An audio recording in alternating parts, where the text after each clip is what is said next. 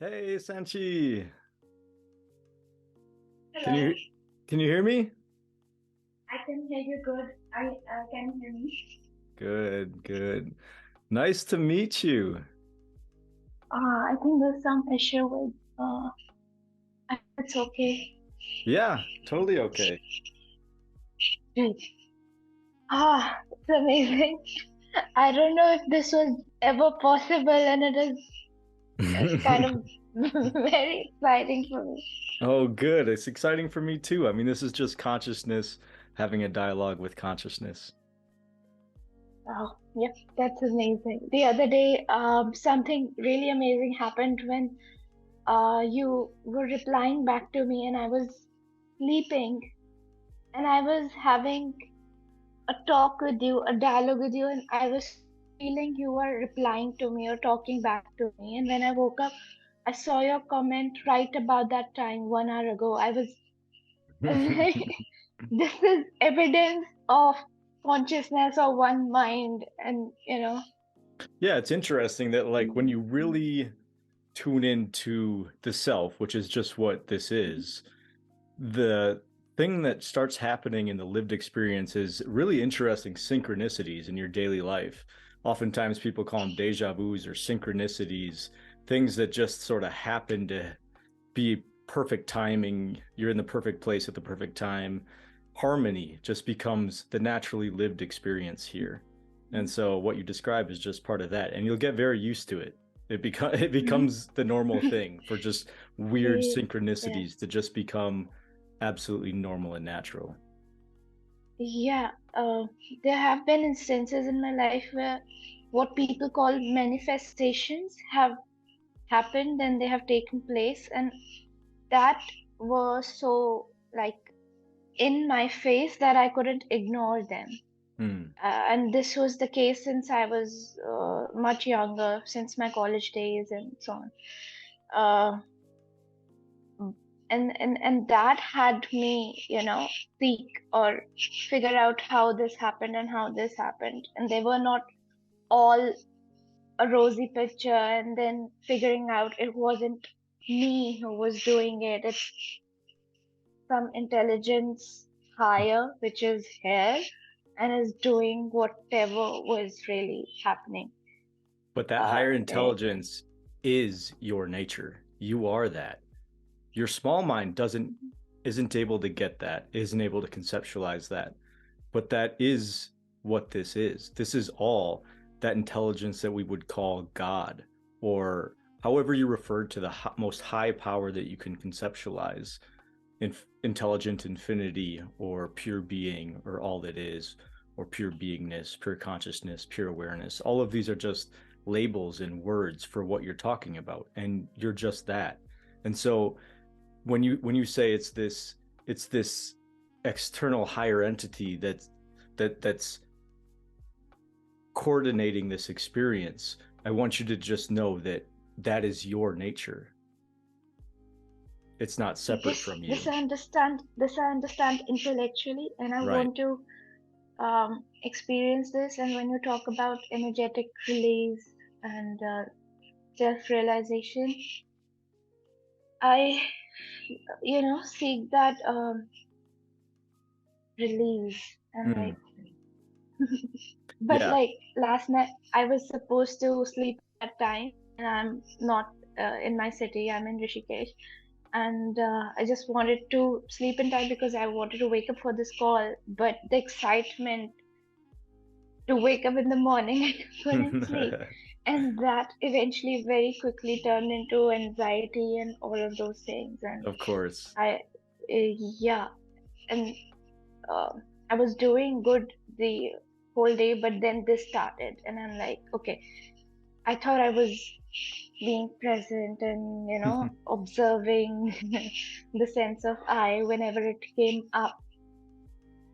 Uh, but yeah, so what I need your guidance with, your support with, is when I want to use this incident from last night. Uh, I'm literally, minding my own business, and I am just coming from the terrace down to the ground level. And a bunch of friends enter the lift along with me. And this one of the guys just absolutely for no reason makes stupid comments that, oh, it's too cold or something like that. I was wearing a jacket. And oh, whatever. It was absolutely uncalled for, or uninstigated, or and it just really, you know I felt this reaction. I'm like, but why? Like, there was literally no need for this. And then later on also this thought kept coming, and I'm like, the guy was just, for just, that was a few second meeting, and how the mind is still trying to juice it, you know and make me feel bad about wearing a jacket if I was feeling cold, and that Right. I'm weak or I'm not enough and things like that. It's the I don't know, underlying uh, uh, thoughts of the mind, and it keeps trying to, you know, want to beat that guy up. But yeah, so in such practical situations, when the sense of I comes up, it becomes harder. He was not even a family member or anything, but it just, and Totally. yeah, and I was just trying to observe, but I wasn't really able to, uh, you know, just observe the sense of I. So uh, I was trying to remind myself of your words. He's just an apparition of the one mind, and there's an apparition of oneself. I couldn't see it in the moment. I was like, how was this jerk behavior? How one, So, and these things happen to anybody and everybody, and very day to day and in practical life. So, how do we approach this? Well, they will continue to happen for as long as is until the point where everything is seen as self. And so what you're pointing to is this is testing you. This is testing your sight. This is testing your embodiment. This is testing your realization. So when those things happen, when we're encountered with things that we don't like, or we have like a visceral automatic reaction to of I don't like this thing, that's testing you. And what you do in those situations, and you say to yourself, this too is the self, or this too is God. And in that, it's brought into harmony. You're not meeting a an offensive energy with an equally offensive energy, because that's what creates duality. Instead, what you're doing is there's an offensive energy that's seeming to attack you, right? Yeah, And what yeah. you do is you say, this too is the self. And in that, there's no friction to be had with that perception. There's no friction. When you say this too is self, it just kind of passes through like a cloud. And this is like this is basically an opportunity for forgiveness is one way to say it. You can completely forgive that person and say you're forgiven. This is all an apparition of consciousness. This too is the self. And you can totally forgive. That's one thing you can do. The other practice that I would recommend is just simply see directly that this too is an apparition of the singular self.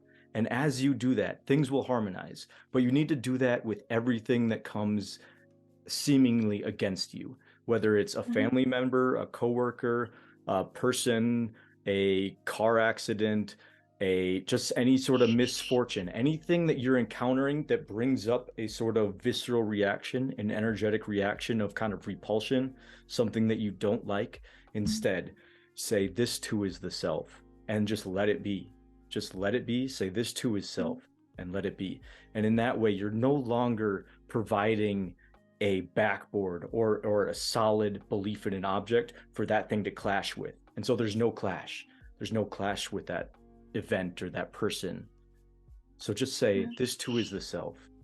And in time, So, as you do that with more and more things in more and more circumstances, things will just dissipate. And soon, very soon, things will just not encounter you like that at all.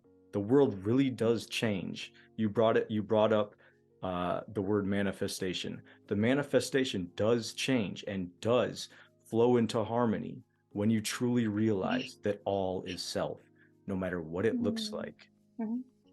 Yeah, so whenever I feel more in flow and with more being present to myself, things flow.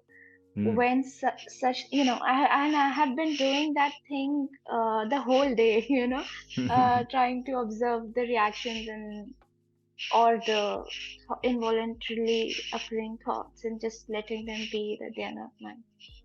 The day was going good and it was almost the end of the day and I wasn't expecting anything, And it was a nice evening and I was coming back to my room and then this happens and I'm like, okay, this is aberration of the mind, aberration of the self, but why now? Like all the time when you're not being spared for even one thing. You're saying, right, we are being tested and sort of like just it feels like to keep doing this thing, The quickest way to dissolve these kind of things in your lived life experience is to always go to the root. So who is it? Like when you feel a reaction to something like that, ask yourself, who is it that feels this way? Or what is it that feels this way? And in that moment, you're going to the substance that creates that thing in the first place, which is just consciousness. Yeah. So one or two times I dared to try that. And then this energy, which isn't very comfortable, from hair to hair, that reaction feels like that. That sensation, that energy feels like that, and it's hard to observe it sometimes when it is there. When I say, who is it that who is feeling sad or angry or bad, and then I return to this sensation. I mean, I fall back observing this sensation, and this is like this, and then sometimes it's really hard to observe, and then suddenly it pushes me back into harder, into lot of thoughts and dirtier thoughts and more, murkier thoughts. Good. You're burning things off. You're burning the impurities and the lack of acceptance that all is self off. You're burning those off. When all of these things come up, you're burning them off. As you forgive, as you see it as a self, you're burning them off. It's good when they come up. It's a blessing. It's a grace. And especially in those moments, the sense of I identifies more with those murkier thoughts, which becomes harder to disidentify with them. Well, the I doesn't identify with anything. The pure I has no identification, and you're always that. And the more you can focus your consciousness on the fact that you're always just that pure I that does not identify with anything that is seen or appears, the more you can turn your attention to just that, even in a moment that seems very difficult for you, things will clarify. I promise. So how do I return from those murkier thoughts back to the sensation? It's all made of what? What are all these sensations made of? Just consciousness. Right? Yeah. Do you know that in your direct experience, that everything you feel, you taste, you touch, you see, you hear, everything is your own consciousness? You only ever experience your own consciousness, right? So in that, you're turning your attention just to that source. That's all you need to do. So when I do that, when I let those thoughts be and return back to the sensation and see who is experiencing that energy, do those thoughts not manifest? They will dissolve themselves? Well, the only things that manifest are the things that you give energy to, the things you give your attention to. So, to the degree to which it has captured your attention, that's the degree to which they will manifest. This scares me, This part scares me This is because that's how it life wasn't in is. my it wasn't in my control to give that murky thought at that point any energy that it got from me before I returned to the sensation. You know what I'm saying? Some attention and some energy did go into the murky thought because there was a reaction or a fearful reaction to the very bad thoughts. They are especially they are when they are about um, and you get a reaction, and then a few seconds or minutes before you go back to sensing your sensing the sensations, but then that my giving attention to those thoughts not in my hand, so I don't want them to manifest, Don't like worry you about it. think. Don't worry about it. The play of life will go on as it does. Don't worry about it. Just your only job here is to turn your attention to the single source of existence. That's your only job. Don't worry about the rest. The rest will go on as the play of Maya, as it said. And just let it be. Just let it be. If what you want is freedom, if what you want is the true nature of reality, then all you need to do is turn your attention towards the substance of everything that is. And that substance, I'm telling you, is consciousness. But don't take this as an intellectual exercise. Consciousness is not a thing. Consciousness can't be conceptualized. Consciousness is just that pure I, that pure unidentified, undifferentiated I of existence that sees, hears, feels, tastes, touches. It's by the power of consciousness that you are here, that anything is here. And just turn your attention to that. If what you want is enlightenment and ultimate freedom, that's all you need to do. This is very simple. This isn't an exercise for the mind. When the mind gets hold of it, just say, this too is consciousness, and just let it go. And our thoughts involuntarily, do they occur involuntarily without choice? Well, where do they come from?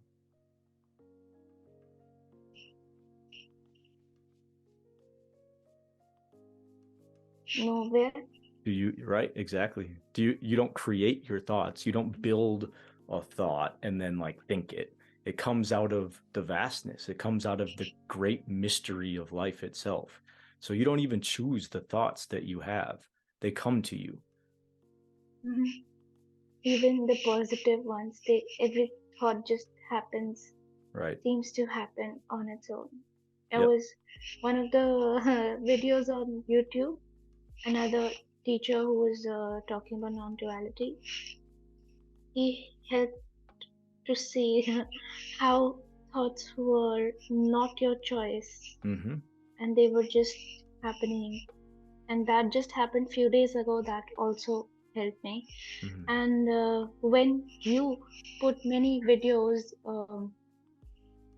uh, when you also share some experiences, awakening experiences of other people, like I really loved how you shared about Moji, then how I came to know about him. Mm-hmm. And because Is it's he kind of, in Rishikesh? is he? Is he in I don't Rishikesh? know. Oh. No, Oh. I was, I was like, is he? I could just go and jump on his feet, but I don't think so. I just came here like that. I thought Rishikesh had a lot of ashrams, no? Yeah, it Yeah. does. It has a lot of ashrams, and just being here, something feels different. I'm Um, sure. and I just got the chance of visiting Rishikesh in 2021 for the first time in my life, which I Mm. felt was, being here, and I think it was just the right time when I could feel and understand what it is, you know. And when I came here and I felt and understood that there have been thousands and thousands of years of, uh, people doing meditation and yoga here, and this place has that vibe, Mm-hmm. vibrational frequency to it, and you just come here and you feel good. And I'm Mm-hmm. like, this is the Course of Miracle teachings. They tell you that you are thinking, you are dreaming, and it's all your choice. And then the questions started to rise: how am I choosing this bad stuff that people are doing to other people? That's not who I am. I didn't think that, you know. So this fight started to happen in the mind, but then I see what they are telling, but I think some more advanced people can get that better when they read and they are able to see what they are saying, and when they are in experience of the highest self as them, and I think that would make more sense to that person. So I get that. So I came back to my self-inquiry and I'm sticking to that because Yeah, it's totally up to you. It's totally your choice. Do you want to be a character in the play? Do you want to be a character in the movie? Or do you want to realize what the movie is, like the substance of the movie, the nature of reality? So what ends up happening is you're not the doer, you're not the attractor, you're not the manifester, you're not any of those things. However, concepts are a play of consciousness. Concepts are a constriction of consciousness, and concepts attract onto themselves like vibrations. And so you can create, and when I say you, it's just consciousness, right? Every time I say you or me, it's just consciousness. That's all I mean. But so these concepts attract onto themselves like vibrations, and that's how manifestation works. And you can go that route, but that's an unending route. That's a route that you'll never be fully satisfied in the play of Maya. You'll always want more. You'll be as rich as can possibly be, and you'll still want more. You'll have a beautiful relationship, and you'll still want more. There's no contentment in continually manifesting a more desirable experience because it never ends. It will never end.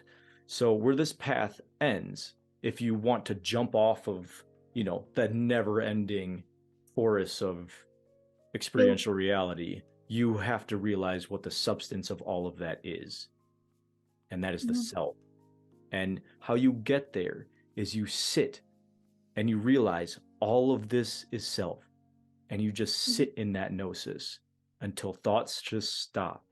And that's true meditation. True meditation is turning consciousness back on consciousness and just looking at trying to investigate what is the substance of consciousness and what is your relationship to that. I'll tell you right now, you're just that. But you need to go there yourself experientially for there to be an energetic release into the mm, boundlessness of mm. this knowing.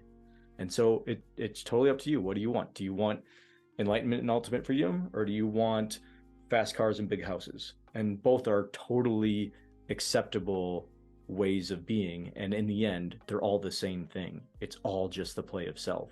But there's restlessness over here, where there's the peace of abidance over here. Mm. So, I don't know why I went to Course of Miracles. We were talking about Rishikesh and the vibration here. So, yeah, I completely the forgot. the Course in Miracles is a valid teaching. It's a very good teaching. I read A Course in Miracles as well, and there's also a lot of doorways into non-dual reality offered in the Course of Miracles. So you can get here from there, but what I offer is just the direct path, just directly to it. The Course in Miracles is I don't know how many pages, but it's a fat book, right? you know, Yeah, yeah, I'm and saying it's the all just your consciousness. It's all right here. There's nothing but that. And the more you can just sit here and just abide here, just purely.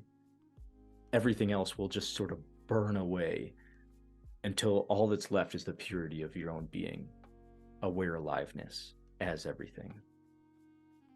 And this is where, when after that Course of Miracles teachings month, I came back to my normal videos like you and few more teachers who I follow, or word by word, like and just what you just said, they are, if I got anything from them also, they are saying the same thing. Just choose to know that you are the one. Just choose to know, and it's you probably. Well, no, I mean, this is all just the play of consciousness. It's all just You. different identifications that you're either choosing to identify with or choosing not to identify with it.